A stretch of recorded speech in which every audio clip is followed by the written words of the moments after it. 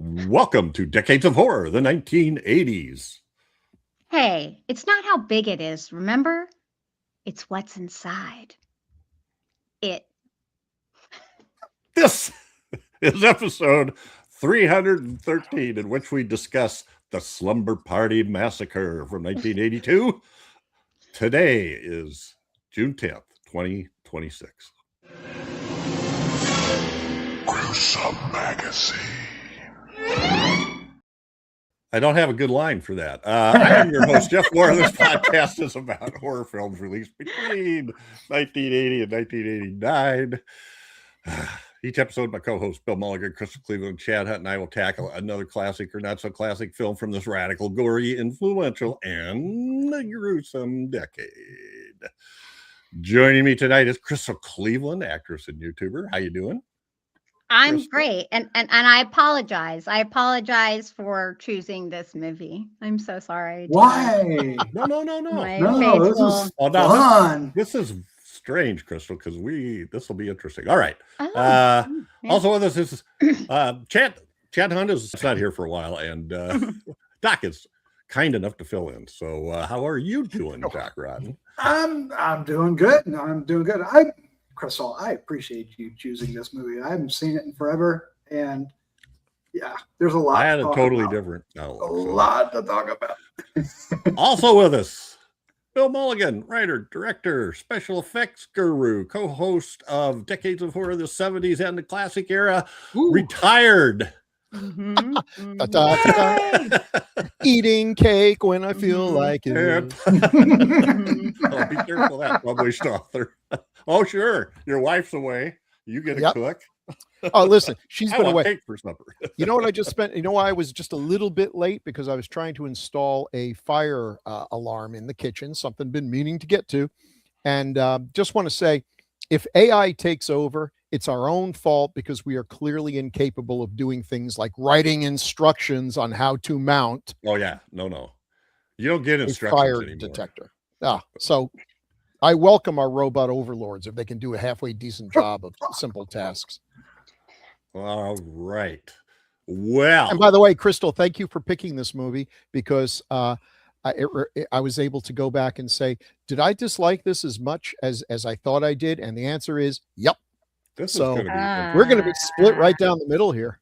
Oh This is going to be no! interesting. Well, Yeah. anyway, on this podcast, we start by giving some basic details of the film we're covering, followed by each of our first impressions of the movie. Then we'll move into a general discussion of whatever trips our trigger, hopefully our trigger. relating to the film.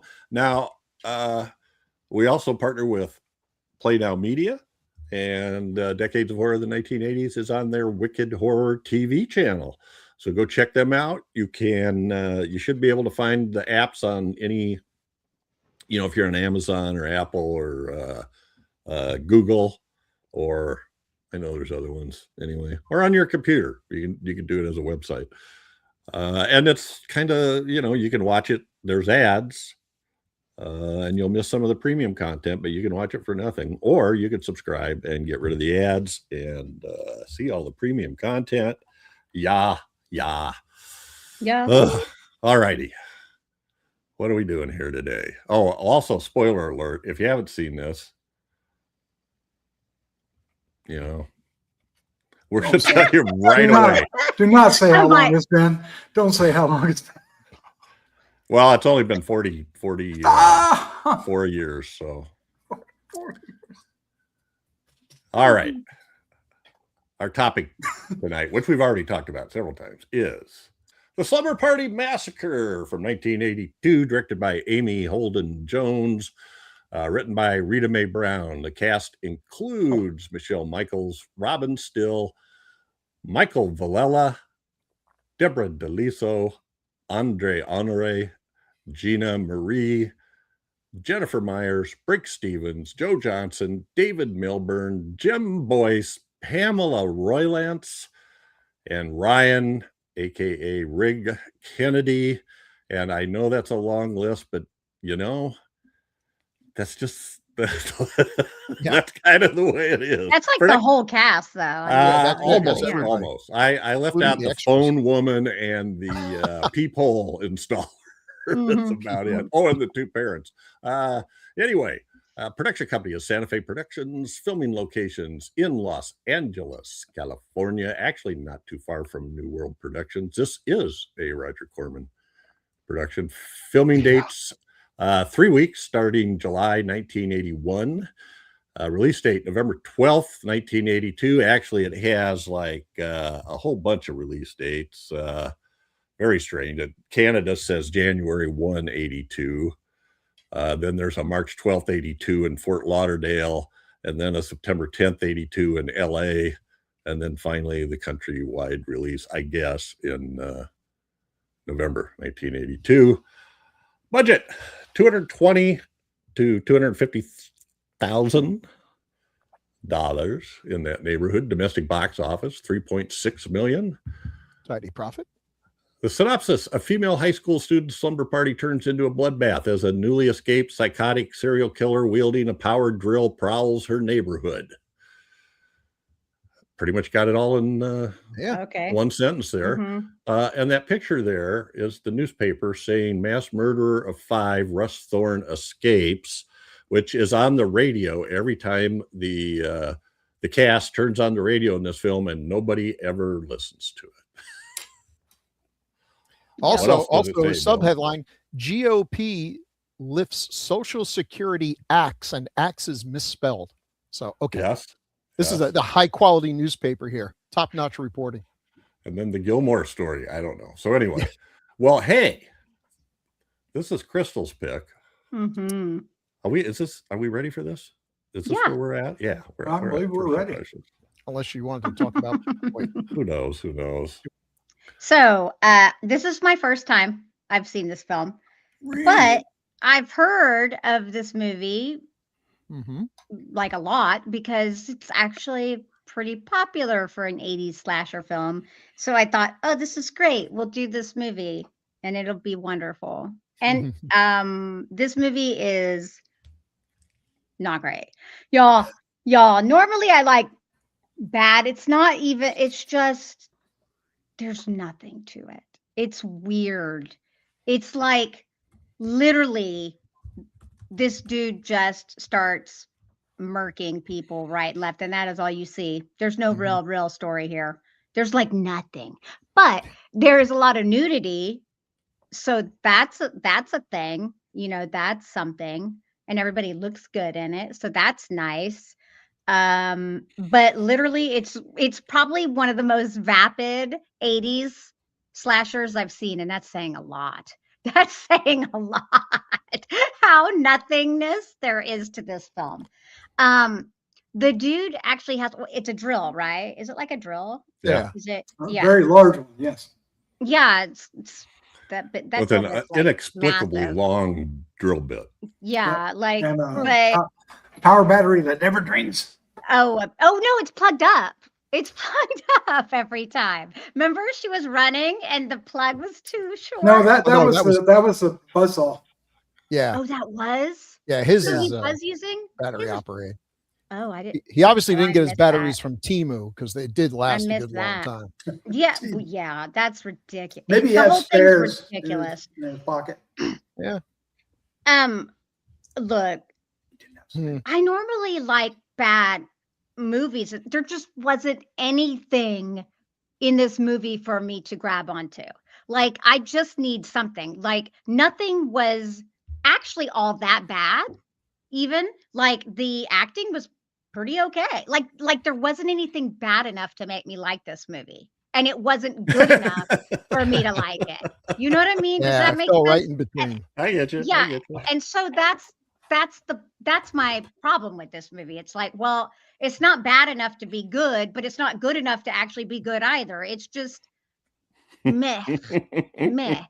And I honestly, oddly enough, I can usually be okay without the story giving me much, but they're really, I mean, there's really nothing. And the dude they didn't even try to make him creepy because he has no mask and he's just like walking around as like, bzz, bzz, okay, fine, whatever.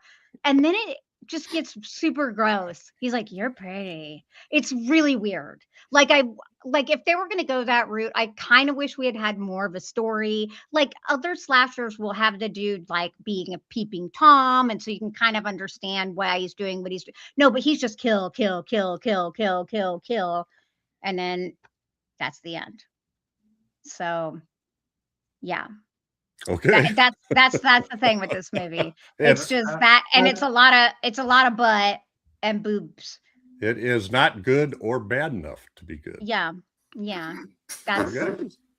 that. I That's want to hear it. true. Not Doc. Doc. Yeah. Oh, me next? Yeah. Yeah. Okay.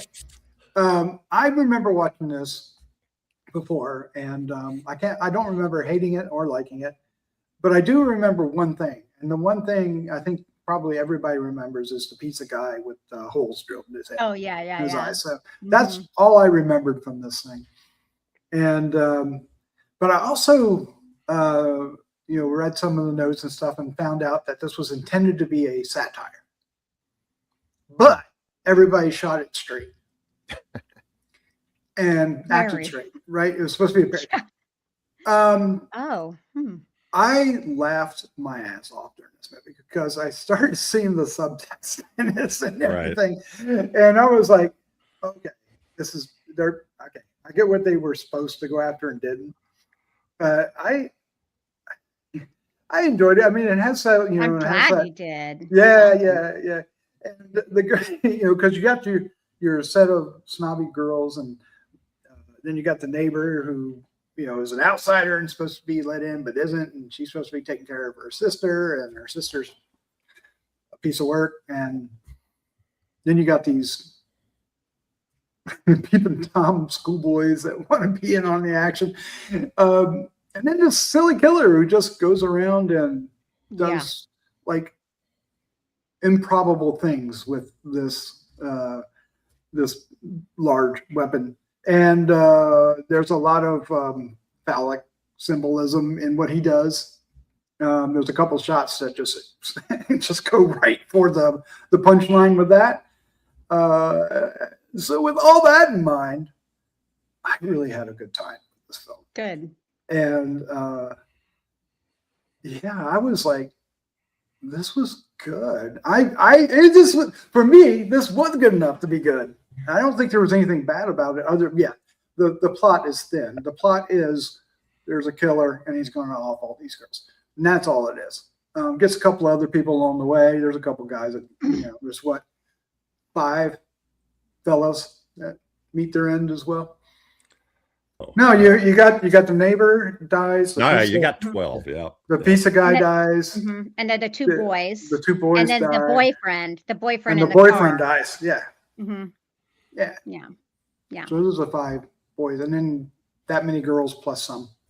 Yeah, I could not remember all the girls. There's a lot because that electrician lady, ridiculous. Oh, but it was hilarious. Oh my god, that was fun. Funny. So hilarious. It was like, whoop. And the van rock. Hear her. Yeah. They can't hear her, and it's banging back and forth. No. You learn quickly that this nobody hears this drill except for people that live in the house next door. Oh, they don't hear her slapping on the glass. Nope. I know, and screaming. It's like so ridiculous. All righty. Yeah, you done, Doc? I'm done. All I've said my piece. Well, point, counterpoint, point. Bill, how are you doing? Okay. So when I was in college, which is about the time this movie came out, I had a lot of friends who are radical feminists. I don't know why, because I'm not a radical feminist, but I am a good listener, and that's like catnip to these people. So anyway, I heard a lot about Rita Mae Brown, who is a lesbian feminist writer, very good actually. And then I heard that she was writing a horror movie. I'm like, well, that's going to be interesting. Might not be good, but it's definitely going to be interesting. Now, I'm not a big fan of slasher movies. I've said that before. It's just not my thing. But I was willing to go check out Slumber Party Massacre on the basis of Rita Mae Brown, a famous actual writer, making a movie. And I kind of figured out, or someone said, it's going to be kind of a parody. So that's what I was expecting. And the killing of the electrician was amusing. So that was giving me a little bit of hope. And then early in the movie, for no reason, girl gets up, wakes up in bed, undresses as girls do through the light of her window. Very popular in the neighborhood. So we get to see some boobs. And then there's a scene that just lost me where we're in the shower, in the girls' showers, and they're talking, and the camera's on their backs. And for no reason whatsoever, other than the obvious reason, the camera pans down, stops at her rear end, lingers for a few seconds, and then pans back up while this conversation is going on. And I'm like watching this, I'm thinking, this when is you say not for no reason, you mean in relation to the plot of the movie. Of course. Yes, Yeah. Well, it's I mean, so yeah. obvious. It's so, because usually these folks try to come up with some reason why the characters are nude. I'm sorry, but this plot point had to happen in a sauna. That's what the script says. But this one, it clearly had no purpose other to give the required amounts of, TNA. Literally, the required amounts of TNA. And I was a little confused. I'm like, not what I expected from Rita Mae Brown. And okay, so maybe it's like shoving in our face, this is an exploitation movie and we're going to give it to you in spades. So I was still kind of with the movie at this point. And that's about it as far as any kind of parody or examining the tropes or it. I was just expecting a lot more of this movie, and I was disappointed it was just another slasher movie. Maybe it could have still, saved itself if the killer turned out to be interesting. But he's like the most ordinary schlub possible. He looks like a person who'd be trying to sell you insurance. He's a little creepy looking. I'm not saying anything bad about the actor or anything. He does what he can, but there's nothing extraordinary about this guy other than his silly weapon. And I thought they could have ramped up if they were going with the phallic symbolism, which really got played up a lot whenever anyone bothered to do an analysis of this film. But I didn't think there was a whole lot about that. Oh, well, she symbolically castrates him when she chops the drill in half. It's like, okay, you're kind of reaching here for a movie that just doesn't have much to offer. It's well shot. The acting is okay. The some of the secondary characters are cool. The little sister practically steals the show. She should have been the main character. She was fun. Pain in the butt. And I normally appreciate the fact that the characters in this movie do fight back. I like that in my horror movies. I don't like these teenagers that are just lambs to the slaughter, and these ones do fight back. But because the guy they're fighting against is just not that great. Oh, and the other thing, this movie, maybe more than any other slasher movie I know, is irritating in the, for God's sakes, when you knock the killer out, don't drop your weapons and get distracted doing Sudoku or whatever, because he's going to come up again and now he grabs your weapons and stabs you with it.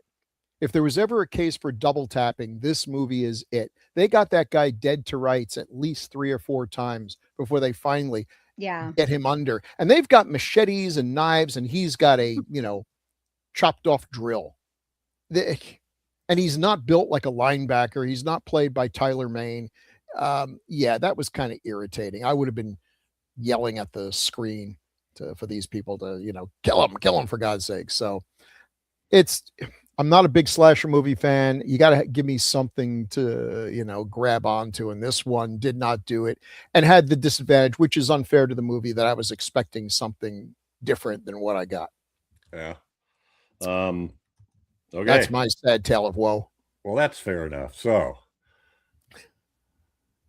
I'm sort of between the factions, I guess, in that the first time I watched this, which is not all that long ago, I thought I'd heard a bunch about it. And I thought, what the hell? And how in the hell is this a feminist movie?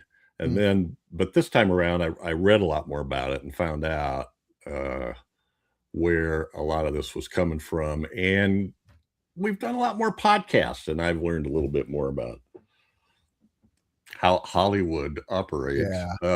So knowing all that, knowing the Rita Mae Brown connection, knowing et cetera, Amy Holden Jones' first directorial after editing most of these, we'll see when we look into it. But a lot of the women, this is very, very, very early in their career, or even their first film. Even Brink Stevens, yeah. Yes, Yeah. including Oh, Rick yeah. Stevens. Although I think she may have been in the student film that Ralph did before that.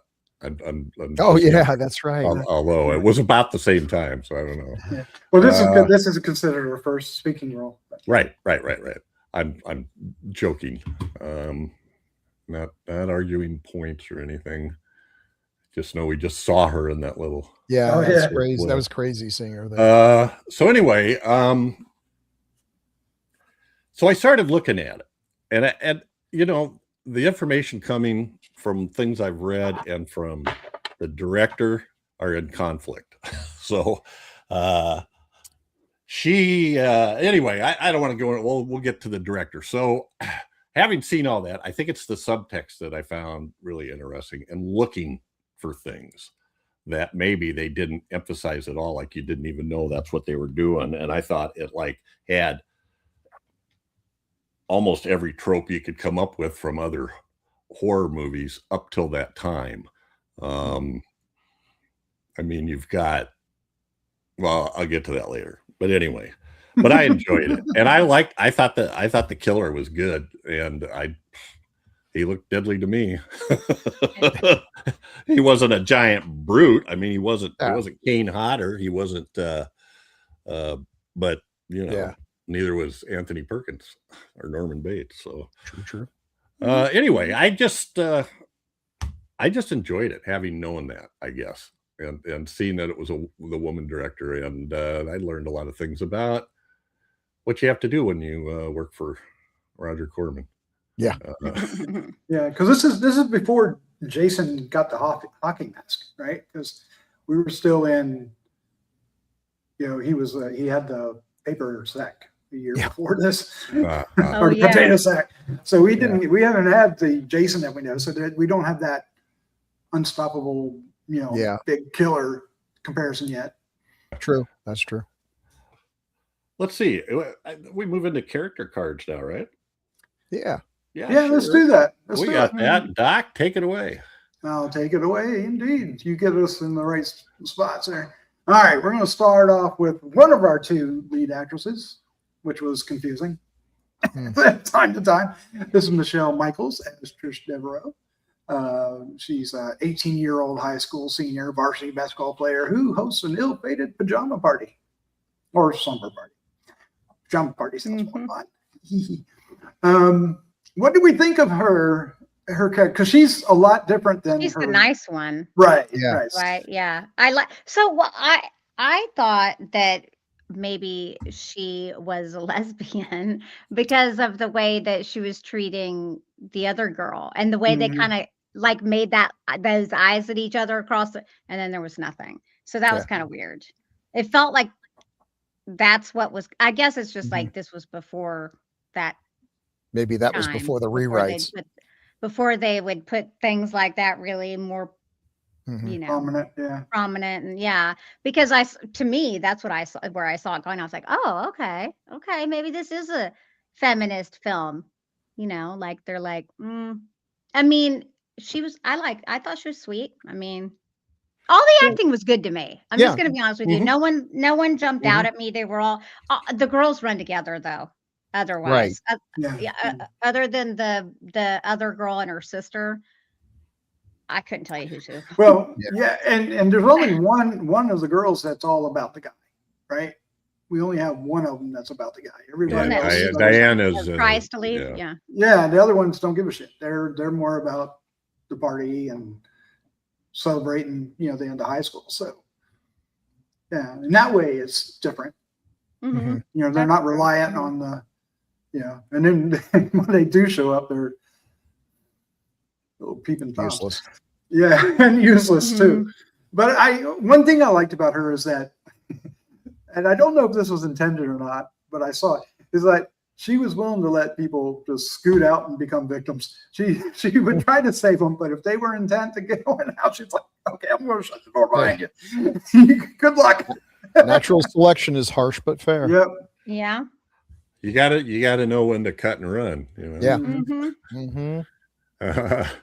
I thought she was really good. I liked that character, and she was kind of a good center for the slumber party. She Yeah. was sort of grounding, I guess. Yeah, I appreciate that she wasn't, because she could easily have been the snobby, hateful one next door, right? That actually wanted to bring the girl over to humiliate her, but no, she genuinely wanted her to be a part of it, and everything was, up and up for her. So I appreciate that because she was definitely a character that could have been her presented otherwise. Yeah. That was a nice touch because usually a lot of times in these movies, anytime you have a gaggle of high school girls, they're basically mean girls. And then they die and you don't really feel that bad. It's like, well, karma. Yeah, in this one, there's really only one truly mean girl. Right. I mean, they all are catty, but Yeah. All right. All right. Up next is our other co-lead, Robin Style. Is it Style or Still? As Valerie Bates. I was Still, but I don't know. yeah. I found it interesting that her name was Bates when I found out. But she's the new girl at Stanford High School and treated as an outsider. And when Trish invites her to slumber party, obviously they're going against type here too, because all she wants to do is, she did seem like she did want to go to the party, but then she's like, oh, whatever. She's just kind of cool being at home doing nothing. Well, and she heard him. The other one talking about her. backstab. Yeah. Oh yeah, she This is not a very good. I'm not dishing on you, Doc, but she's a very pretty woman. That's not a great picture. Yeah. It's not the best one, but I thought it was. Wasn't as easy to we'll find keep my photos. reason why to pick. I'm not giving you a hard time. This movie, considering how famous it is, was not as easy to find. I kept running into the same photos over and over again. Yeah, strangely enough. Yeah. She's the new girl, but she's it's kind of weird. She seems confident with herself, but she's not confident with the others as much. Or I guess because she hears them yakking about her. I'd probably check out anyway. Yeah, you get the impression she's an army brat or something, where she moves around a lot because she's not. Because she's good with her little sister. Yeah, she's not whining about being. It's a good setup. They didn't do much with it. Feel like maybe they did and they just got cut. Could be. Feels like there was something. And like you were saying, Doc, it's kind of like there's two that's what I'm main saying. protagonists, and that's weird because it means neither one really maybe gets the full story, the full arc that they deserve. Yeah, unless their arcs are entwined, and that never really happened. Yeah, but maybe it was meant to be. Who knows? Who knows? Somebody could tell us, but they're not saying. All right. Up next is our killer. It's Russ Thorne's. Now I will say you're right. He is creepy looking, but he's creepy looking in the way that everyone who's ever sat next to me on a long bus trip is creepy looking. So he said this was his first role, and he was coming right out of acting school. I think it was his first role. I didn't look it up, but he was using some basis called you guys that have acted animalism or animalistic. I don't know what that is. Well, he picked Strasbourg, I think, is where he. One of them. Okay, yeah. So this one, he pictured himself as a peacock. A peacock? What? Okay, but I know it sounds weird. It does sound weird. No. But when you think about the peacock strutting around, and when especially when he's walking through the school, he does it, where he kind of has his head sort of jutted forward like a bird. And then when he looks someplace, it's kind of jerky down this aisle, down that, like a birds are kind of always, so. Oh God! People try too hard. I see why he didn't make it anywhere. Unfortunately, that is insanity. But he tried something new and fresh, and good for him. I kind of like that. Well, I thought it was good, and I liked the part he had to come up with a rationalization, and then he came up with that whole monologue about the, I love you, I have to love you a lot to kill you. I must love you a lot. It's like that was weird. That was strange. Yeah. And I expect somebody that does that to be really weird. Yeah. I mean, he came across as, bad. He was a little, he was just disturbed and disturbing. I should probably be grateful they didn't do what always annoys me, which is come up with this big long monologue that explains everything. It's like, when I was a child, a drill took my ice cream cone or something, whatever, to explain why he became what he did and simplify it. Like, oh, okay, that explains. Well, no, he's just a crazy guy who thinks he's a peacock and kills women with a battery operated drill. Yeah. Didn't he get the drill? Well, his character didn't. The actor tried to personify the movements of a peacock. Well, we don't know what was going through this crazy lunatic's head. Maybe he thought he was a peacock too. Maybe he did too. Yeah. Yeah. He's definitely cuckoo for Cocoa Puffs. But they did have I have a feeling it was all based on this idea of having holding that drill up like that with it pointed down and coming. But that was a good image. They didn't really use the drill to its obvious, half the time he's slashing with it. And I don't want to get hit with a drill, but I'm not really sure being slashed with a drill. Okay, it's not going to be my favorite day of the week, but a drill is a pokey instrument. It'd be like if you were given, if you got a saber, you slash with it. But if you've got like a musketeer, just got a tippy point and blunt edges, you don't slash with it. Hello. Poke. Yeah, you poke. There's pokey swords and there's slashy And swords. wasn't that the point, like for it to be phallic? Like, Yeah, absolutely. He does poke a few. He does. Well, I mean, he gets the one girl right in the head, and then throws her in the trash can. It feels to me like there's some ideas. It's like, okay, we got a guy with a drill. How do we not have a scene where the girls think they're safe up in the attic, and all of a sudden the drill starts poking through the floor, And that would be, and then light would be coming through the holes, and that would just be cool and visual. I think they had a cool weapon that isn't used very often with good reasons. It's a stupid way to kill people, but as long as you're going to go with that. Embrace the horror. Yeah. Yep. All right. Well, we got some. Apparently, it was a chargeable drill too. Sure. Wow. Yeah. I didn't even know they had that back then. That's a pretty big drill to be chargeable. I just been thinking, I don't know. Yeah. Anyway, I was wondering that myself about when that came in. And it did belong to the first. If you had an extension cord, like a really long extension cord from the insane asylum. Like on the table saw that we'll get. Yeah. To that. Yeah. All right. Well, this is Deborah DeLiso as Kim Clark, also an 18-year-old high school senior, a high-spirited, rebellious teenager, and a varsity basketball player. Yeah, there's not much to say about her because I don't remember her. They don't really give us much. Oh yeah, sure you do. She's the one in the refrigerator. She's the one with the pot in the the refrigerator girl. Yeah, the refrigerator. The one that dies in the refrigerator. The refrigerator bit killed me. Yeah. She's the one that holds up the pot. I brought the Maui. I remember that. I'm just when I say that, I mean she's just not memorable to me. Well, the character, she doesn't get any character at all, right? She's a pot smoking girl, right? So which is funny because now that's a trope. The girlfriend in the refrigerator, and I guess I don't know if this movie was one of the first ones to do it. Oh my God, yeah. Now's a phrase, right? Yeah.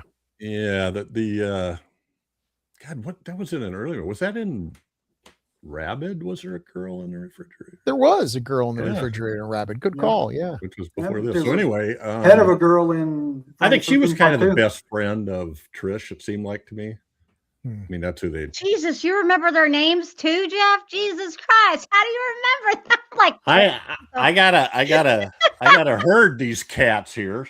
So did we talk about Trish? Is that I one thought? of the ones we I thought discussed? just for once, I'm not going to go back. Oh, geez, I wrote down all the kills, and then I saw it in the in the trivia. Just listed them all out, but I came up with the same number. So, our next character, I can only find one good picture of her, and it kind of tells the tale of the movie. I swear I barely remember her until she comes out of one of the rooms, and I'm like, "Who the hell is she? Where did she come from?" That was wild. I swear she was just like somehow shoehorned in there. It was.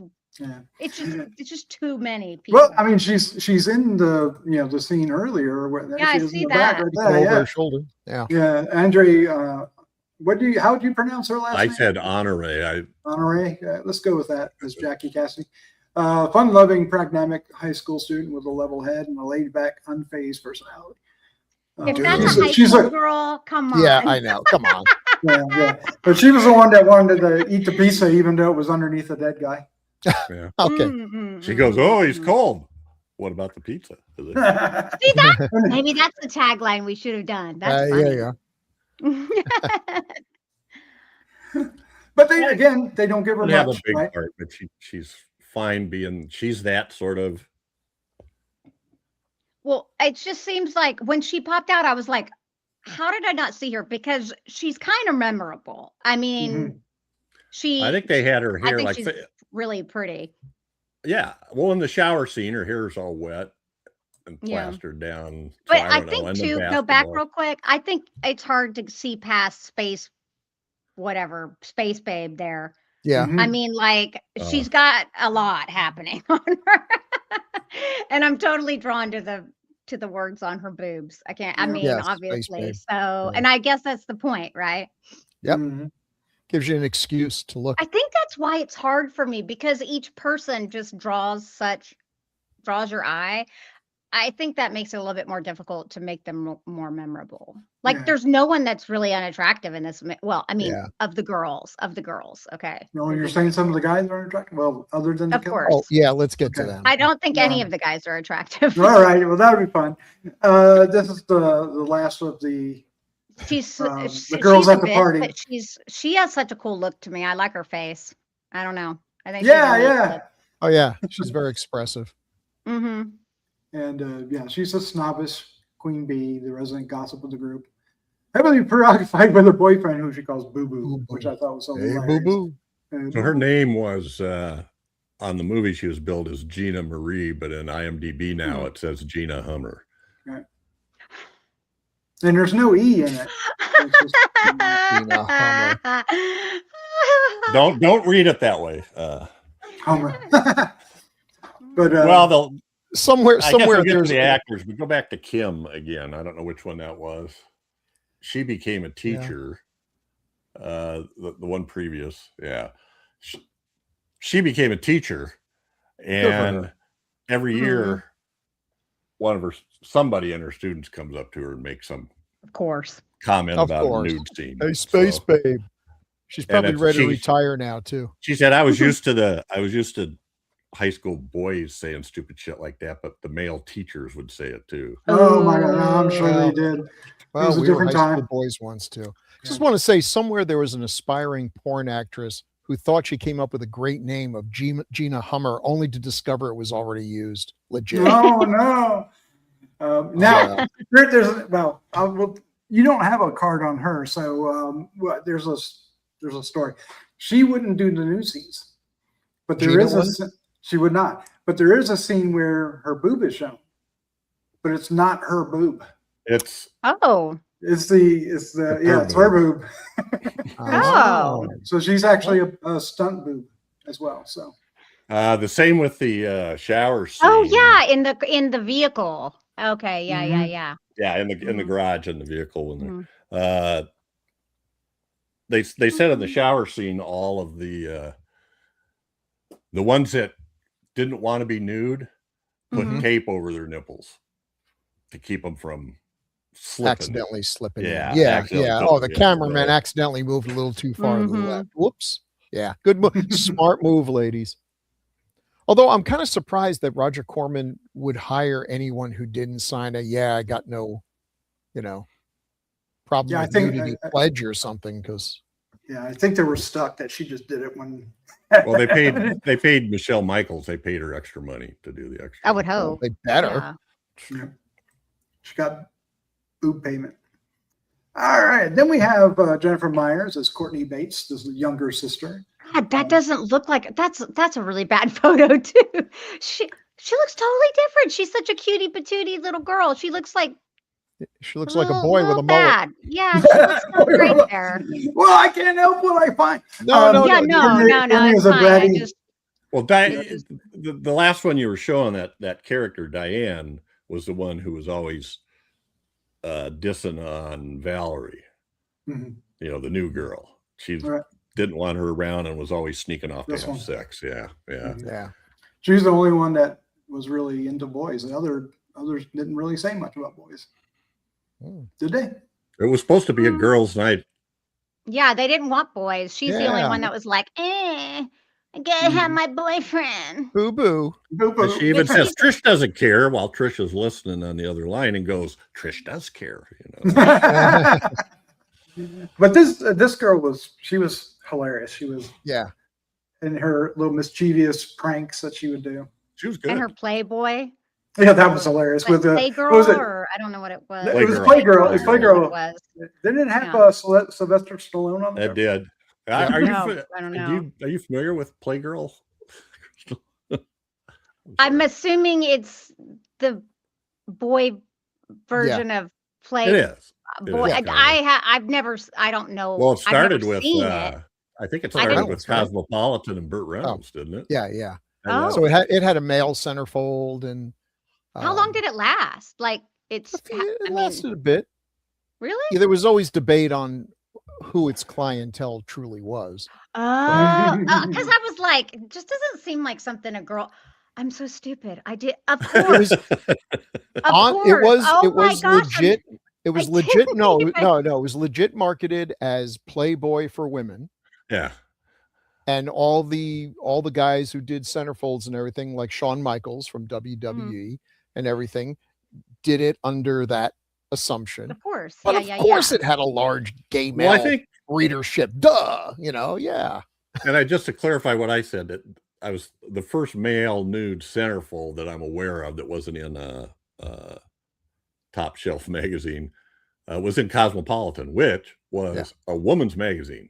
That's Wait, it. what? Oh, Wait, of they course it had was. a nude guy in Burt Cosmopolitan? Reynolds, right? Yeah, Burt Burt Reynolds. Reynolds. A The famous- nude. Yes. Well, he, Yeah, he it, covered, it was a full. covering one. You section know, of his he's body. got a hand or a thought it cantaloupe or showed something everything. covering the naughty bits. Hmm. But My of a- good. Well, that you. Cosmopolitan is still around, like, but that displaying seems more body hair than a weird. Tijuana mule and/or Ron Jeremy. But I repeat myself. oh my God! Anyways. All right. Well, Look it what do up. you have- Google that image. I Yeah. am. Do we have anything to say about Miss Jennifer? And I I like love her. I her. wish she. Mhm. I really kind of wish she was. She and her sister were the focal point of the movie.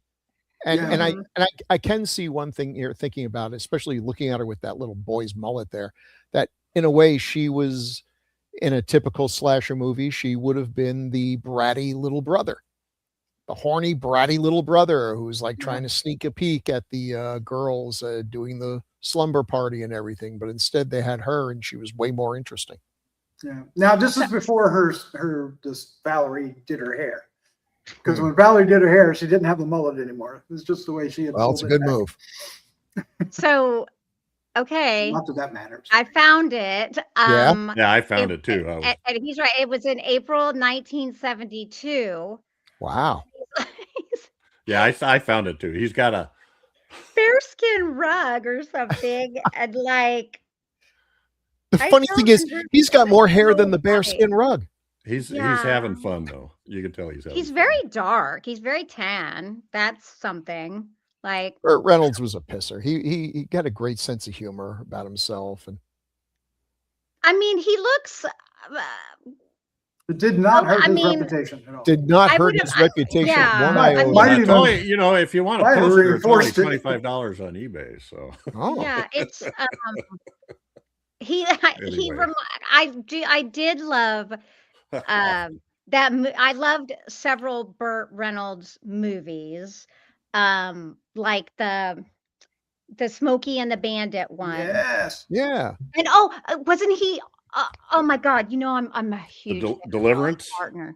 No, what? No, I haven't seen Deliverance. Oh, it's so good. I know. But the best little whorehouse in Texas. I Yeah. watched that as a kid with Oh, Dolly him Parton. and Dolly. I That's great. love Dolly Parton. I love her so much. So yeah, I watched it, and my parents let me watch it even, and I was like 5 or something. I was a I think kid. if But Bert that had was a actually cute movie. married Dolly, he'd still be with us. But yeah, I actually had a friend who had that centerfold as a poster on her wall.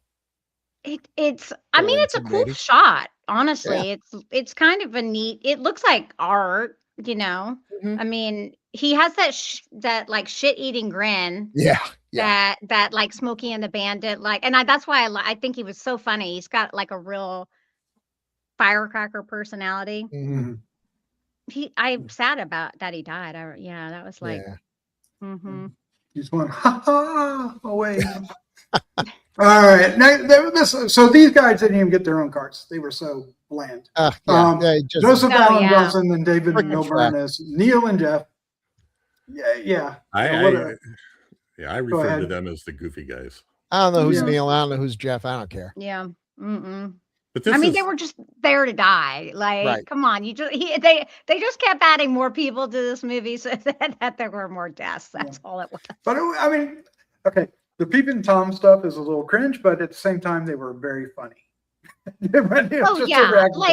And obviously it's ridiculous because the dang window was open and none of those girls heard them. It's so ridiculous. Okay, yeah. I'm like, I mean, Porky's did it better, but cringier. Yeah. Oh yeah. They just were inept all the way around. They were. They tried though. They meant well. But they try. I will say, because don't they? Because one of them like they give him a knife to like go out, and I appreciate that they did. They're like, okay, we gotta. Here's the horror movie trope too. They split up. Of course. Maybe a classic blunder. It wasn't a bad idea though, but you know, not for this. Didn't execute. At least the guy on the left does look like actual high school student, because most of the time in these movies, when I look at the high school students, like they don't look anything like the kids I saw in school. If I saw a kid like that in school, I'd be thinking we're both retiring. Those are the two guys that were trying to hustle the phone repair woman and getting shot down. That didn't, getting shot down and then not totally out there screaming as they walk across the empty parking lot. It's not like there was a lot of people around making noise. But she did give him the time of day though. She listens. The guy on the right looking at it is Jeff, the guy that looks older. He gets knocked out by Trish. I think she nails him with a flashlight in the garage, doesn't she? Those dummies took the fuses out, thinking it was going to be big fun. And when they go into the garage, she dropped her flashlight and bent down and then saw some movement and swung it at him. Then he had a black eye. Yeah, going to have a shiner.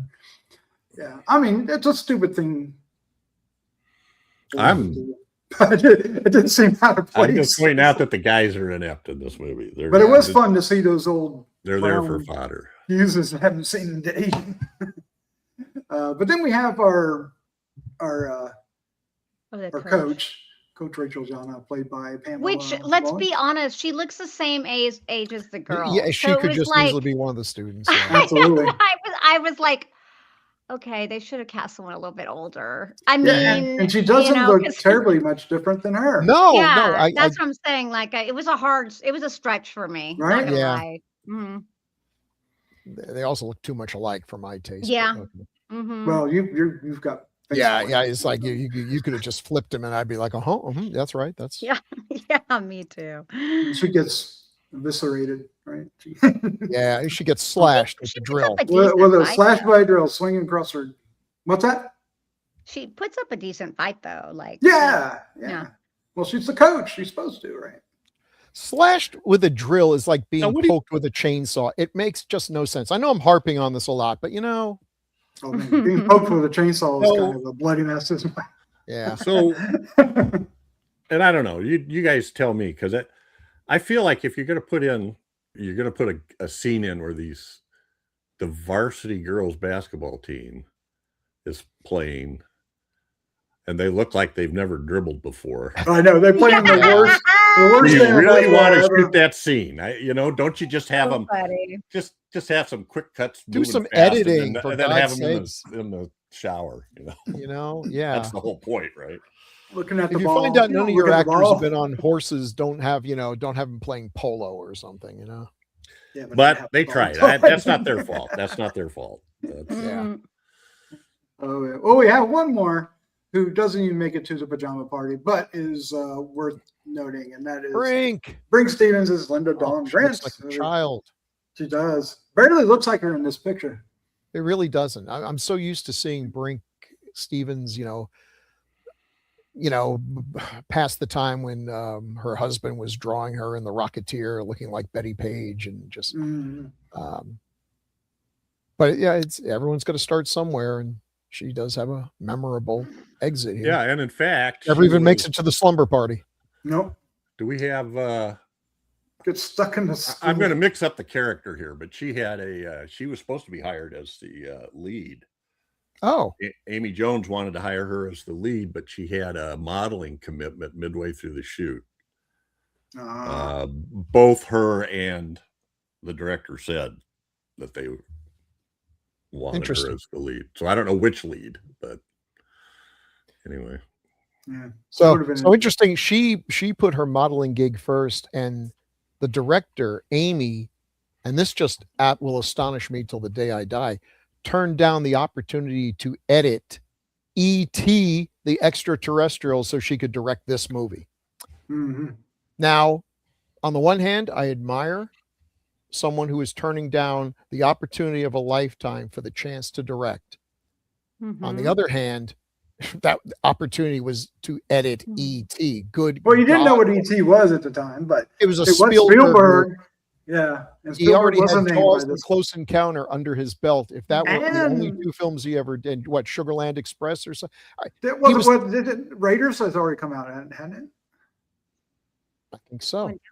Okay, it's a crazy choice. Who's the pretty girl? I know. Well, that beauty. Oh, you see how big she is. Look at she'd been hanging around the New World joint and stuff, and was wanting to.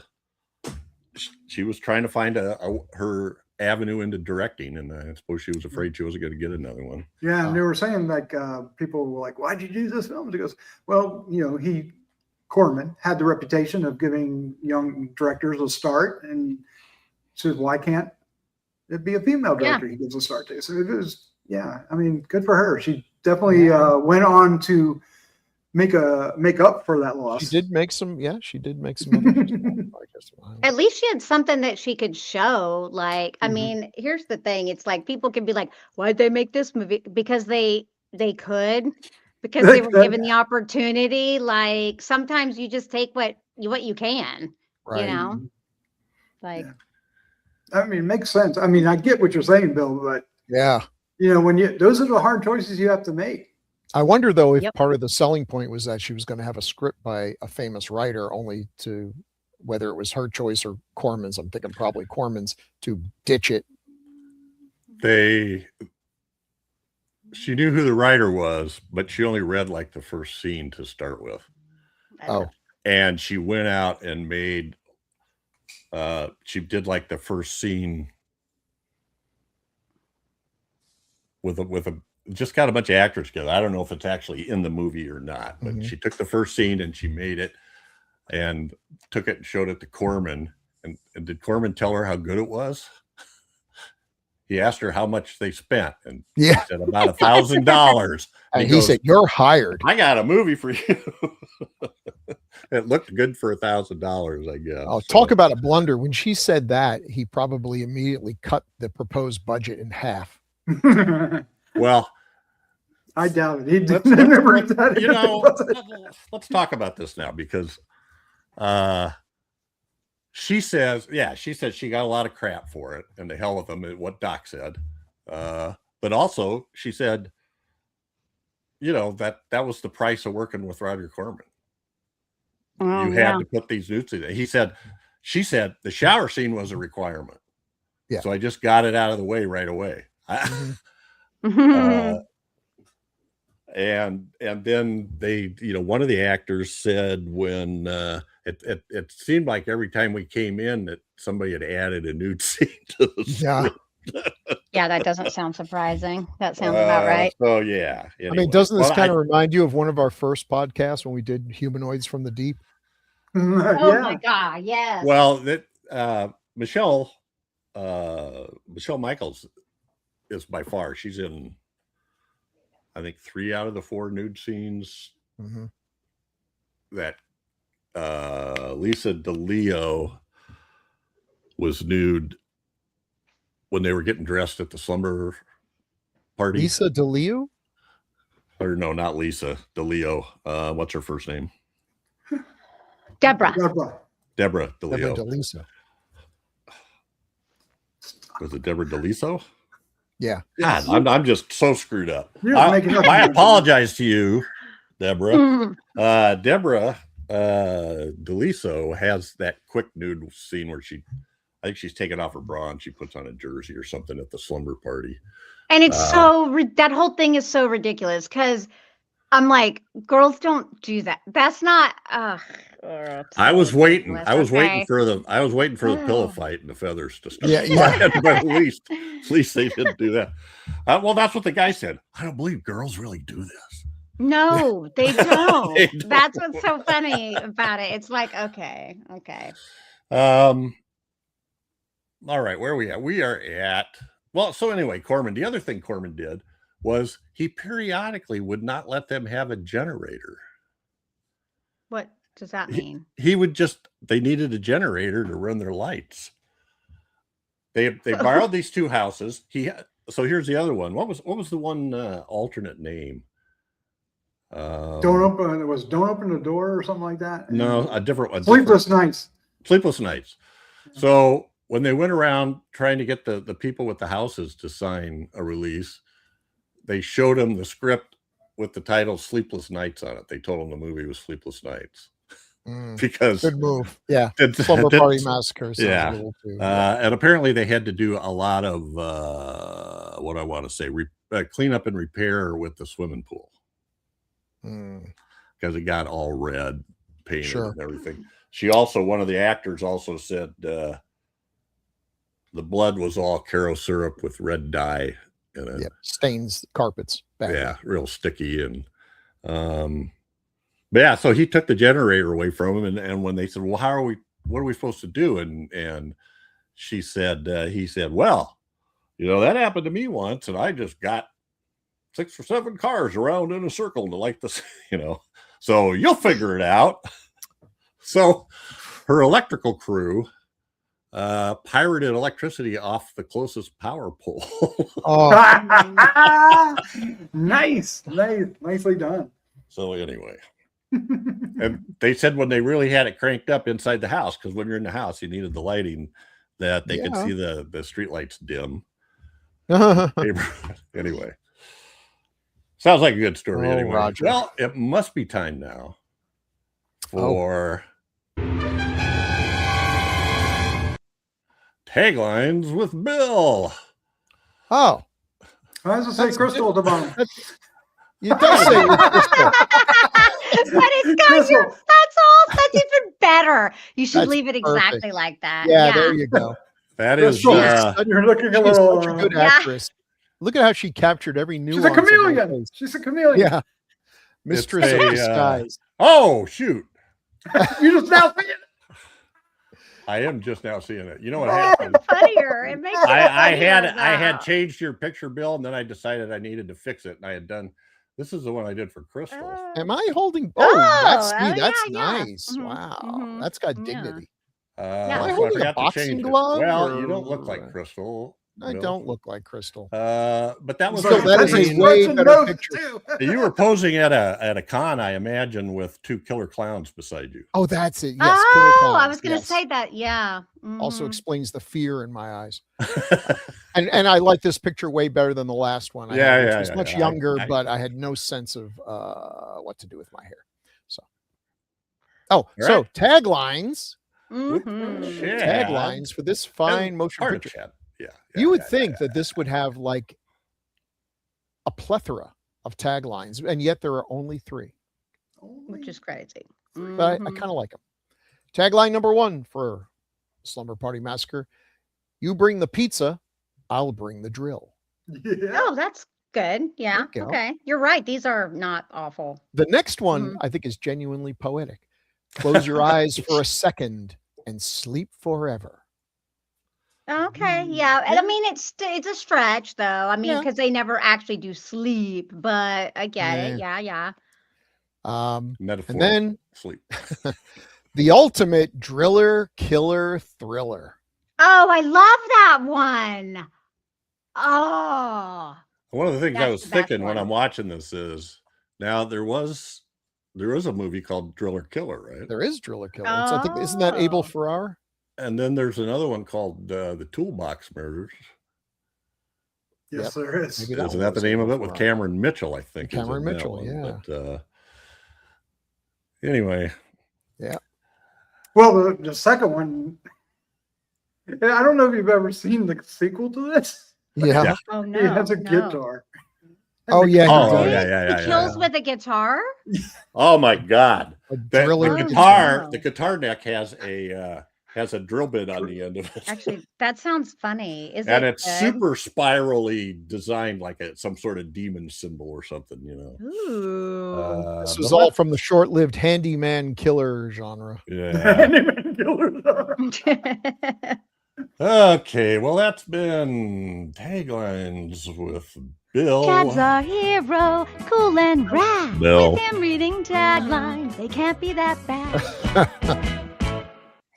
But Crystal, we were joking that Jeff should take your recording and just put his voice in every time we have a different person and be like, Bill, and then it goes to you, is a hero. Bill, our hero. Okie dokie. Oh, Yeah. man, We do have a director. we do. And first we have posters, though. Poster. Yay. And That's this a great is poster. a great obviously. poster. Mhm. I there was no reason to do anything else. But that's not the actresses at all, is it? Or is I it? think maybe the front one is, Um, but the other two are not. And Three. they said, oh, okay, yeah, there's one laying down, yeah. Well, a couple of them Well, the one in the complained middle that they kind of weren't. looks like Space Babe, but maybe not. Well, a Don't couple ask of them me, complained that they I'll weren't in know. the poster when they Yeah. did the they did like a shoot or session or something anyway. And they told them, I don't know, they were probably just joking. They said they wanted all the girls on the poster to have bigger boobs. Oh, wow. Oh, okay. Now we don't see two of them. The one in the back looks like Trish. They me. kind of look like the Yeah. girls, but Kind also of the kind of hairdo, not. sorta. Yeah. Yeah. Yeah. But, and I think they said that when they first set it up, the drill was, you know how he does that, come straight Yeah. down on him? The drill was straight down between his legs. That was a little And too they much. said, Oh. yeah, no, that's not going to work. We Yeah. can't. It's a little too That's- much. Yeah. Well, I think they had trouble with this, which we'll get to when another poster or two. All righty. That's a great poster. Yeah, it is. I Mhm. mean, It it's sells the premise. It's got the tagline there. Okay, so we have this. Well, I'll bring the drill. What in the Yeah, world this is this was, I think, for the Ah. DVD Oh, release or okay. VHS Yeah. or On the something. VHS, yeah. If I need a video store here, yeah. Look at that. This is when It's, sort of it's available for $19.95. emphasizing the comedic aspects, I guess, VHS Yeah. or beta? because it's Or coming out of beta. a pizza. Yeah, actually, Yeah. I kind of, it's. I mean, it's okay. Yeah. It just, I don't like this. The faces look real weird to me. That scream on the Yeah, phone. yeah. What does that say on the pizza box? It says hot and ready. Oh, Mhm. Oh, see, those are the little Yeah. the little Mhm. jokes they throw in. yeah. All right, and So this one, This I'm is not like sure the- because I wasn't paying attention at the time, but apparently, if you look up at the top, we've got the same poster more or less, with or without a drill. And I think Oh, I yeah. vaguely recall that there was some controversy that they thought the drill was too sexually suggestive, so they made them remove it. And then at the bottom, as a commentary, they actually have an ad that is just the drill. yeah, They banned the radio commercial. They commercial. tried to ban the advertising. See the movie while you can before they ban the movie. That was a thing that really would get us oh out man, there. if I'd have seen that, I'd have put those on the taglines. The guy Oh, with the there's drill one- is, there is, is but- a yeah, real party killer. party killer. Yeah, good that's one. another tagline. That's it. Yeah. He's dressed to drill. But, you know, come on. if you didn't know- That's wonderful. If you didn't know what it was about, though, there's hardly any drill there. It looks kind of like a piece of dog crap or you know, saltwater taffy. I Yeah. don't really see drill there, but okay. Kind of looks like a rolled up piece of bacon or something. Yeah. Bacon. Yeah. But All you know, right. this is Everybody something loves people don't bacon. get, but back in the 70s, especially 70s and early 80s, like if you got the New York Times, and every Sunday we'd get the New York Times. I remember whenever I went to Staten Island to visit relatives, we'd get the New York version of the New York Times, which was not the upstate New York version, the actual, it was like 3 times as thick. And the movie section was glorious because it was all these ads for movies that didn't even make it to upstate New York. You wouldn't even know they existed. They would even have X-rated movie ads, and they actually put money into all this stuff. And the ads were amazing. It would always be stuff like this. They had the grindhouse things and banned in 100 countries and yada, yada, yada. It was just, I somewhere, I'm sure it's faded to dust It's now, a but I video would cut nasty them out. in Britain. I would cut them out and Yeah. put them in a little notebook and everything. And I had a whole collection of these great ads. I'd love to find that again. Yeah, I was in DC, and I would get them out of the Washington Post, and they would have them. There would be movies like, you know, that we can now only see because everything's available. Yeah. I used to do it too. I'd was put it such in a like nerd. I used to cut out baseball box scores out of the sports section. Wow. All right. Well, here's the director, Amy Now, Johnson. some of this she wrote and some of this Others she directing. directed. She directed The Made to Relic? Order. Oh. She wrote The that's a Relic. She good wrote movie. the screenplay for The Relic. Yeah, I love The Relic. She is, I believe, the creator of The Resident, the TV show The Resident, and she directed Made to Order and the Jamie Lee Curtis movie Love Letters, and some other stuff too. So she went on to have a career, and I suppose, you know, maybe it was a good idea to turn down E.T. I'd be Most of her, regretting it for the rest most of my her life. stuff is writing. And you know, here's the she unfair wrote thing. Mystic Pizza. So That's right. She wrote Mystic Pizza. Oh, I so do like Mystic Pizza. That's a good movie. Julia all the Roberts, Beethoven she's movies. right? Oh, Isn't it? This is like the only horror movie she made. Everything Yeah. else was The Relic, but everything else was more geared towards kind of rom-com type Yeah. direction. Beethoven's fourth, is that? Yep. That's writer. Here's the thing, you know, Interesting. again, E.T. is one of the great class. If they make a list of 100 greatest American The movies, Getaway. E.T. is on the list. And you could have edited it, but here's the sad thing. I know, and Crystal knows, you guys know, editing is one of the most creative aspects of filmmaking. Mm-hmm. A good editor can save a mediocre movie. A bad editor can trash a great, what could have been a great movie. Editing is so much of what we give credit to the director for. That being said, the average person has no idea what an editor does. And if you went and said, yeah, I edited E.T., they'd be like, oh, that's nice. They would have no idea what that meant, you know? So I can see where an editor might say, yeah, I want to direct and get some credit for something. Yeah, the screenplays are pretty. What's the other one I saw? Indecent Proposal. Mm-hmm. Was it that sort of a? That was the one with Robert Redford and Demi Moore. Yeah. Yep. Woody Harrelson.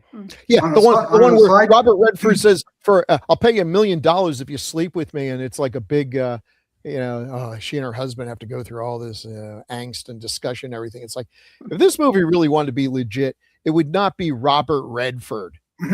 Yeah. You know, there's probably plenty of husbands to be like, hey, $1 million or no $1 million, I can't say no to your opportunity to spend the night with Robert Redford. Yeah, it'd be more like Rodney Dangerfield. Yeah, Rodney Dangerfield, Danny DeVito, you know.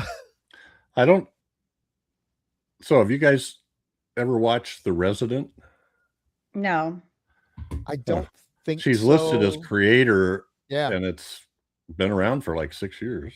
Mhm. 107 episodes. On a side note, the actual person that did edit E.T. the Extraterrestrial is a woman named Carol Littleton. And what is she doing now? That's a good question. Let's find out. Wait a minute. Wait a minute, Doc. See. That actually edited what? Edit E.T. E.T. Oh, okay. Yeah. Wondering who got the job. Mm-hmm. So what else did she do? It is interesting.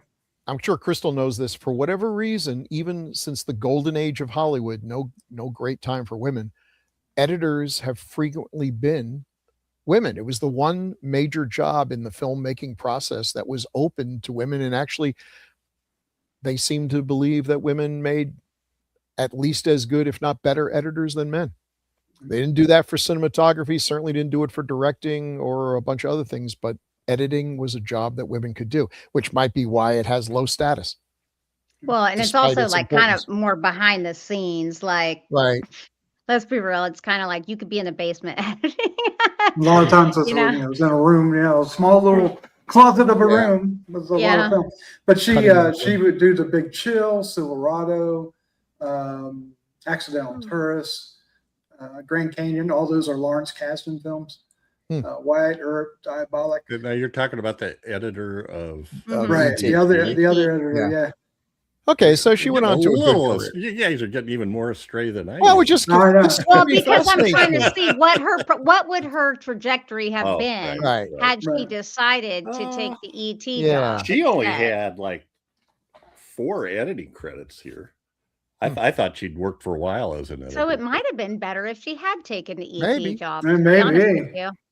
Yeah. But if she's doing this resident thing, I'll tell you what. With it, he said it had been so long and stuff. She's probably pretty set money wise. I mean, having a series on for Right. that long is always a good thing. That's a If you're the nice, steady creator, the flow of money. showrunner, I'm sure Yeah. she's also directing episodes. I'd be shocked if she weren't. Mm-hmm. Yeah. One I of the didn't advantages see of being a anything showrunner is you fancy. can Well, it lists her as writer and creator. So Hmm.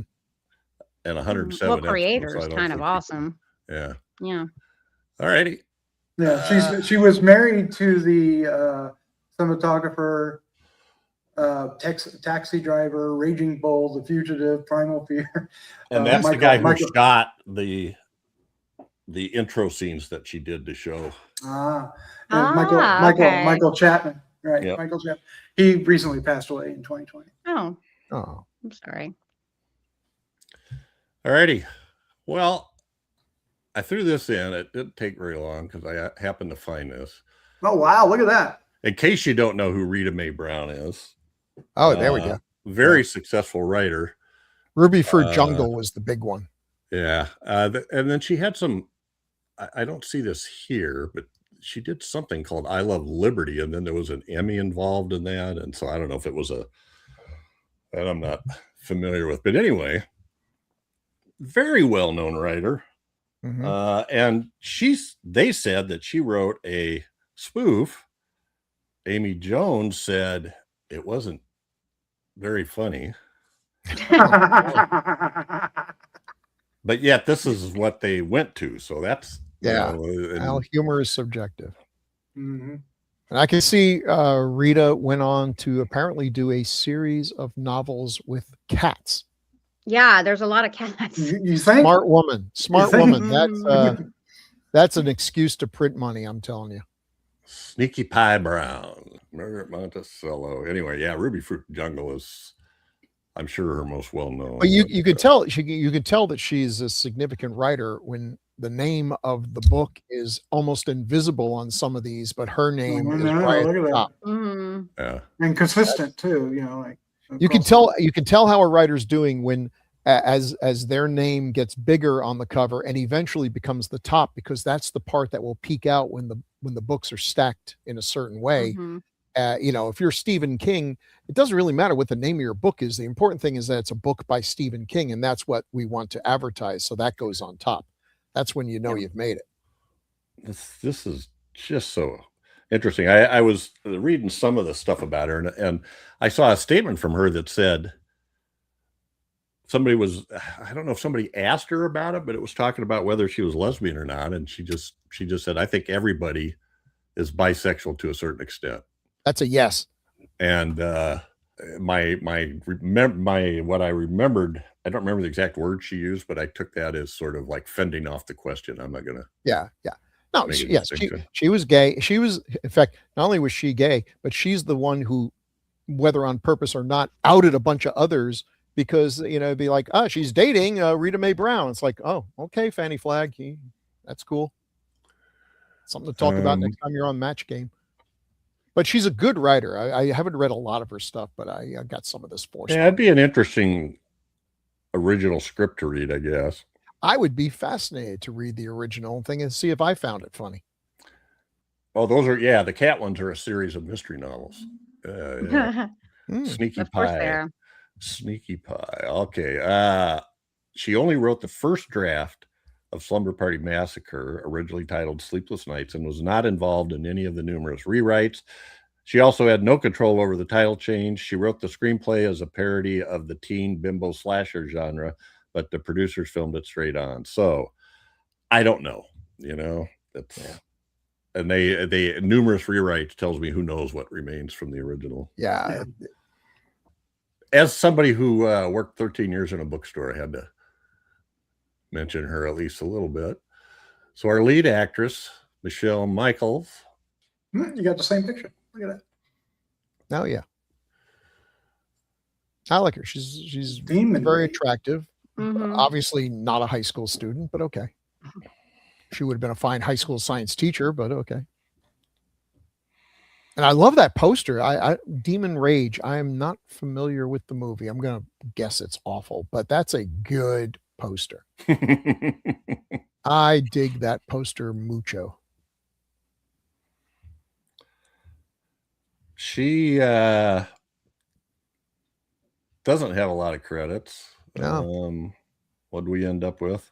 Things are Well, good she was- around here. 11 credits as an actress. She was in New Year's Evil and in Demon Rage, Death Wish 4, and Hero and the Terror. There's your one. And 976 Wish. That's just a story, but great name.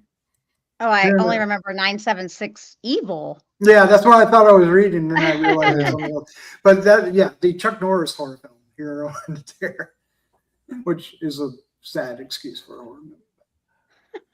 It has Chuck Norris. Oh, Chad has thoughts about Chuck Norris. There is. Lots of thoughts. Yeah, he Mhm. does. Okay. Well, let's see. What do we have here next? We have Robin. Let's see. Maybe it is Style. Yeah, this is kind of a sad story. Oh, Yeah. no, what? What happened? Yeah. She did some other stuff, Sorority Babes and Slime Bowl, Arama, The Being, which we'll probably have to do one day, but it's terrible. She I think she has more credits than the last one, but she descended into alcoholism and eventually took Yeah. herself out at a too young an age. Hmm. She She was only 34. Oh my Yeah. gosh. Yeah. Yeah, they all talked about how she was so sweet on the set and everybody liked her and was wonderful. And then somebody else was with her in what's the one Slime Ball Bolorama or Slime Yeah. Sorority Babes. Yeah. Sorority Yeah, Babes at the Slime Ball Bolorama. And they said she was drinking a lot at that Mhm. shoot. So I don't know. Yeah, which was 6 years later. That was Rink Stevens was in it with her, Sorority Babes. Yeah. along with who else? I think another one of these was in there. Oh, Sorority Babes had Linnea Quigley. Yeah, right, Michelle Bauer. It's Dave. How do you pronounce his name? yeah, Dave- Michelle Bauer's in. Yeah, Dave George Kodu Flowers or- in it. Yeah. It's a Charles Band movie.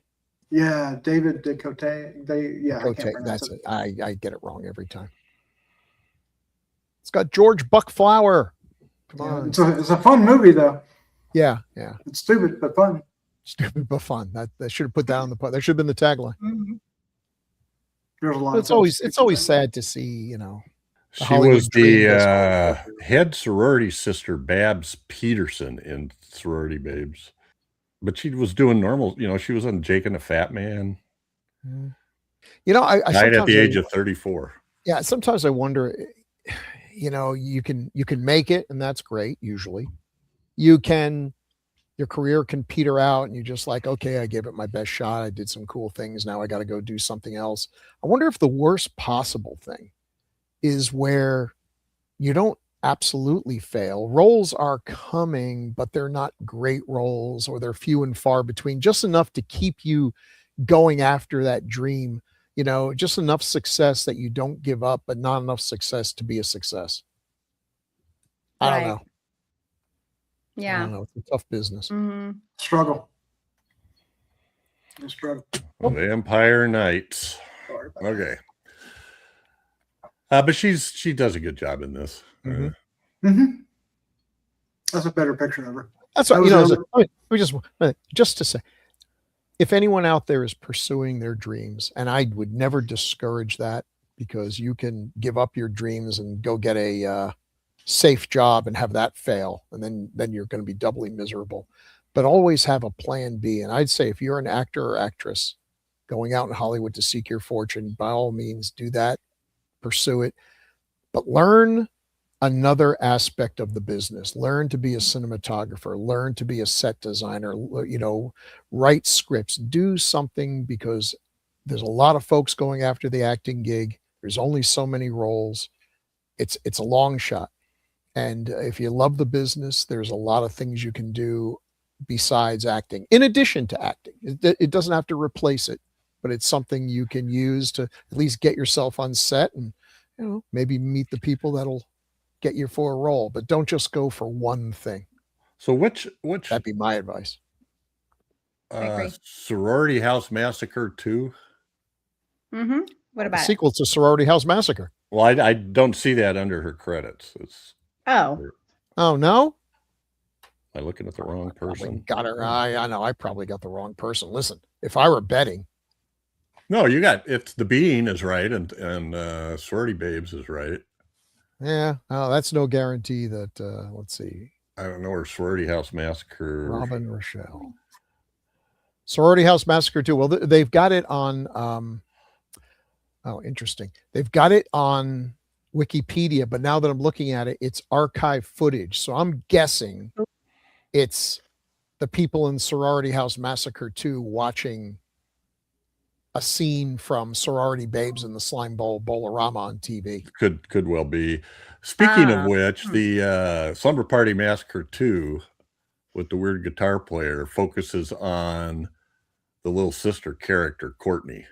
Oh, Who Played by is somebody else. Crystal Oh. Bernard. Yeah, Crystal Bernard played it.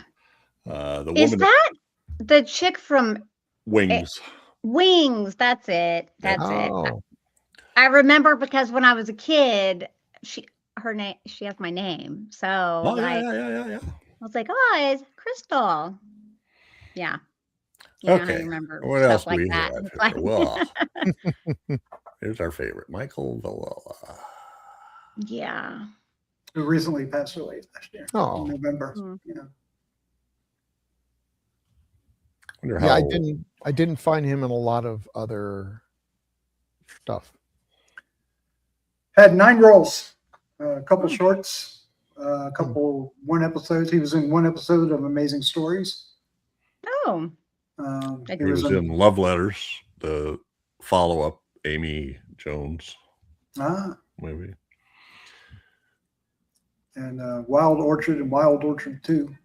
Hmm. Trying to remember what that was about. Orchid? Yeah, Orchid. What did I say? Orchard? That's a different movie. That's a different movie entirely. And now, Frank. Stevens. Frank, yeah. Small role in this movie, but she went on to lots of other stuff. Teenage Exorcist, I believe she also wrote. Oh, Michael cool. Berryman there. And she got cast a lot with like Nightmare Sisters and Hollywood Scream Queen, Hot Tub Party. You know, she was often part of an ensemble. You know, it's like, we got Linnea Quigley, Brink Stevens, and one other person. Yep. Make a movie. 244 roles with 25 still coming. Wow. Yay. Yeah. Most She does a lot of recently, The conventions. House That Zombies Built. which There is you go. She does a lot of conventions, so you probably Mhm. have a good chance of meeting. these are the. It's interesting to look through the titles. Ed Kemper. I didn't know there was a Uh-oh. movie on Ed Ah. Kemper. I think I knew there was some stuff. I just haven't seen anything. Who would play Hellfire, him? Midnight Maniac, You know, if you're a low budget filmmaker and you've Return to managed to Dark House. squeeze up enough bucks to get a decent sized budget, it's a smart move to have at least one person in your movie who has a name. And I think that's something that she's done a good job of. She's steadily working. Yeah, she was, I mean, like dozens of films in one year. 1984, she has 1, 2, 3, 4, 5, 6, 7, 8, 9, 10, 11, 12, 13 films in 1984 alone. Wow. Mhm. What was her last? There's she's a still couple doing music stuff up videos to- in that too. But Yeah. She's still doing stuff up to today. she's Yeah, got yeah. 25 films coming out. So Excellent. yeah, Glad what to hear are it. they? in production. I don't know. So, what did you think of the shot in the gymnasium? Which one? Well, they had the camera like clear up in the top of the thing, looking down, and that's when the killer was stalking her character. Mm-hmm. I forget who she was, Linda, I think. Yeah. Anyway, it just was this tiny person walking across the gymnasium floor. That didn't strike you or anything? Anybody? Okay. I didn't really. I will say this. The whole scene was good. Yeah. I liked. Yeah. I mean, it felt like it was shoehorned in, but much like the freaking electrician lady too. These were just like the little aperitifs before, I guess just to maybe pad the movie a little longer too. I don't know. What happened to the third dude? He never made it to the party. He never made the party. The He third walked- guy, He walked on set and then he Yeah. walked back off. he was a friend of one of those guys and asked if he could be a stand-in or something. I just wanted to include that there Oh. because that is a better representation of the horrifying way I wore my hair throughout most of high school. That's why The I one made on a the left? concerted effort to find and burn all the negatives from that time. So there's Jeff and Neil. We've mentioned those Bill. guys, Joe Johnson and Bill. who is Neil? Joe Johnson. Jeff is David Milburn. Joe Johnson is Neil. And Jim Boyce was John Miner, the curly hair blonde jock that gets killed. Oh, yeah. Oh Boo-boo! yeah. The Boo-boo! boyfriend. Yeah. Has his head removed, I think. Yeah. I mean, 'cause well, she- she just kind of bumps into him. It doesn't really show up much. It's just yeah, she goes to kiss him and his head rolls off. When he's trying to sneak up behind him. I thought that was a great scene. Although, how could you not hear somebody climb in the window? I know, it's so Right behind ridiculous. I was like, okay, y'all.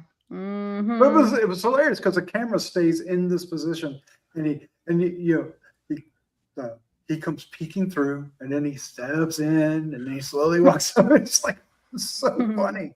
Oh, well, and then the second one too. Oh, that was a terrific scene. I thought that was fun. She's in the refrigerator. We opened the refrigerator door 3 times before she falls out. The first 2 times, we don't even look. We just are talking. It's... Which isn't it's Yeah. silly, but it's not unrealistic. What about the bottom one there, Bill? The 3 girls crouched together with each of The them with knife, a knife. yeah, holding knives. At least they're fighting. Look like Scooby Doo. And Yeah. again, I like it. I hate watching people cowering in the corner. Now, were I Yeah. in their position, I might well end up cowering in the corner. Don't know. Never been tested. Hope I never am. But I like to imagine that I'll at least go down fighting. Well, one of the things I wanted to say about this before we move on to feedback was, in terms of feminist film, you get just as many guys get killed, maybe more. There's 5 guys plus the killer, so 7 guys die, 5 girls die. And as far as gore, it isn't till the very end where they actually show it as it happens, right? what you get is you get some noise or some motion, and They then cut away. whoom, if you see the guy laying there with his throat, the drill coming through his neck or something, or very few of them are real time. I don't know. I just thought that the guys were particularly inane in this movie, and the women were the ones that they didn't need those guys. The guys were the ones that were all sniffing around them, that Mr. Contant too. We should have mentioned him. Boy, what a creep. Did you buy that at all? Did you buy him as the killer at all? No. Nope, never. I mean, sure, whatever. I mean, anyone could be a killer. Well, he just showed up all the time at the beginning. That's what they were trying to do. I think he was just, anyway. But he All clearly right. hadn't just escaped from jail, so I know that. See, yeah, gave it away. Yeah. Although No, that would have that's been right. a cool. That's right. that would've been a You cool- wouldn't. You're right. You're right. No, but that would have been a cool red herring. That actually would have been clever. Yeah, just because the guy, they all of a sudden you hear the reports. Oh, they captured the crazy guy, and they think, oh, well, everything is good. And then it turns out, no, he was taking advantage of this to indulge in his own. Maybe Yeah, he that could have framed- been. Maybe he framed the guy. Yeah, maybe the guy never should have been in prison in the first place. Well, every time it came on the radio, whoever was listening to the radio changed the channel or turned it off. And then we had that newspaper that I don't think anybody looked at. These All right, people Eddie. in the 80s should hop in a time machine, come to the future, ask me to rewrite their scripts for them, and then hop back, and we'd all be There you happy go. for it. There you go. I'll keep it secret. Final comments, anybody? I mean, you should watch it for yourself because apparently it's playing everywhere. So, I bet a lot of y'all will like it. Yeah. There is a 4K double feature available from Scream Factory that has 1 and 2 in it. I had fun talking about it with you guys, so it's got that going for it. Yeah. Yeah, I agree. Yep. All right. Well, what are we doing now? Are we moving on to feedback? Uh-oh. Feedback. Yep. We got feedback. We do have some feedback. Uh-oh. There we go. Cool. Let me get down there. All right. Let's go with Bill for Evil Spawn, episode 311. From Dennis Lancaster, Our 9999. Dennis Lancaster. And All right. He references something I'm quite fond of. Evil Spawn. Okay, go for it. Okay. Greetings, Grue-Crew. What an absolutely marvelous episode. I once compared your podcast to the Monster Times, and this was truly the Monster Times in spades. See, I love the Monster Times. Celebrating exploitation cinema, great behind-the-scenes story, and an appreciation for what this film is as opposed to what it isn't. Ralph Miller's commentary and remembrance on working on this film were self-effacing, honest, informative, and fascinating. The 2.5-hour length flew by without me even noticing it. Bravo. Back in the 1970s, there was a career introspective celebrating the films of John Carradine. Carradine made an appearance and was interviewed for this retrospective. Of course, classics like Stagecoach, 1939, and The Grapes of Wrath, 1940, were talked about, as well as the Universal horror movies. When the interview started drifting to Carradine's less than classic movies, he made a quote that has stuck with me all these years and is truly quite fitting for this episode. Gentlemen, most of what I did was crap, but to make that crap, they needed actors like me who could get it right the first time. I think that came out in this episode with Ralph Miller's commentary. Professionals do the job regardless of what they think of the material. Well said. Thank you, Dennis. We appreciate it. And I was worried about 2.5 hours. So appreciate the comments. Episode 312, Tetsuo, the Iron Man, Crystal from Scott Wells. Roger that. Definitely a strange film. And I recall it literally made me feel like I could taste metal when I watched it the first time. I could totally see that because the sounds and not much I could say about it. But about the word kaiju, I always heard kaiju just meant monster, while yokai meant a folkloric creature. Sorry, I was reading ahead. Different shadings, if you will. That said, the term daikaiju has some other meanings and is, I guess, technically a film where a kaiju fights another kaiju. Oh, that's interesting. Sorry, I'm processing it. Or alternately, since day means great, it could imply giant monster or great monster, which is also fitting for those films. So that's interesting. So is it day kaiju? Really, instead of just kaiju? It's not just monster because if they're all big, then is Godzilla a day kaiju? Not a kaiju? Just a kaiju? I mean, it technically would be a kaiju. I guess all maybe kaiju maybe would he be is. kaiju, Yeah, he's a but not kaiju, all but kaiju would be day kaiju. a movie where he fights another monster, which is pretty much all of Yeah. them, that would be daikaiju. Okay. Yeah. Okay. I'm also with Bill. The Yay. Hesse, the Heisei era Gamera films. Did I pronounce that properly? Gamera. Were Gamera? No, Is that Gamera what I is- said?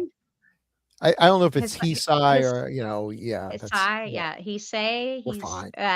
Era Gamera films were fantastic. Friend of children? Absolutely. Just watch him trample hundreds of adults to save one child. Good As he show, should. guys. I want to know about the whole kaiju thing, though. Yeah. Really. Well, thanks, So, Scott. It's great to hear from you. Yeah. Yeah. And I think this is built around that idea that we said that his first theater troupe was called like the Regular Size Monster Company or something like that. And then there was another place where they called it the Kaiju Theater, but they spelled it Kaijyu, which is that just an alternate spelling of kaiju? Or Seems like I think that to that's me. kind of what he's getting at. And then somebody else said, well, aren't regular sized monster, aren't they just yokai? Is my memory of it. So interesting. Yeah. I don't know what the it's whole interesting. kaiju thing is, but I did see somebody was joking with me about how Ghidra is now Ghidorah. Yeah. And Godzilla is now Gojira. We're actually trying to say Oh, we're trying to pronounce them properly, like using the what- Japanese term for them Yeah. instead of the. well, then Showing they off. need to tell Monarch because they say Yeah. Godzilla in that show. And it's fantastic, by the way. The new Apple Mhm. show with Kurt Oh, Russell. well, I saw the first season, but I didn't see the new one. So Second season is out. It's good. you got to dive Mhm. into it. We got 2 fairly short ones left. Doc, you want to take those? These are on Tetsuo. The first one is Retro Game Man Dan. Retro Game Man, I got to say that very succinctly. Dan says, "Oh my lord, I remember this. The drill Mhm. dick scene was both disturbing and hilarious, Mm-hmm. as most Yes, Mhm. Retro drill Game dick scenes are." Mhm. I think we even had a picture. I think. Yep. Yeah.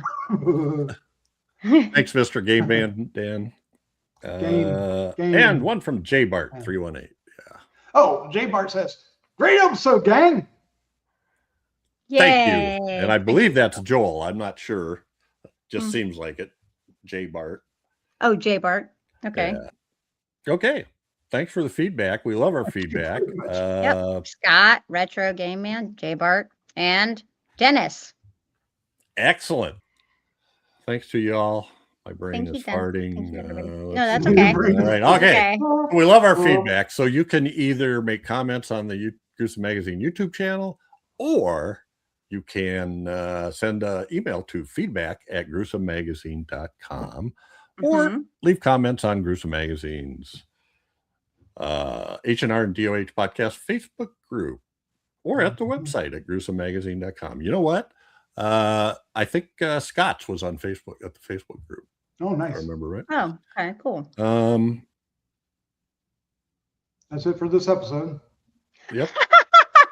But every 2 weeks, That's it for this episode. Talk. Stop. Fuck y'all. Y'all are hilarious. He's feeding me lines from the. He's not even from the curtain, you know. I was like, you'll get it. You'll get it, buddy. You can do this. Okay. That's it for this episode. But every 2 weeks, we'll be focusing on a specific film released between 1980 and 1989. Next up is one chosen by Doc. What are Ooh. we doing, Doc? Amityville 3D.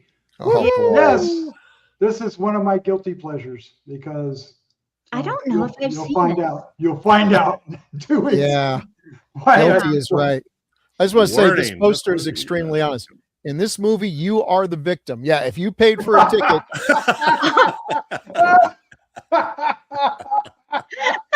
we Oh, warned no. you. I Thank you all. I appreciate it.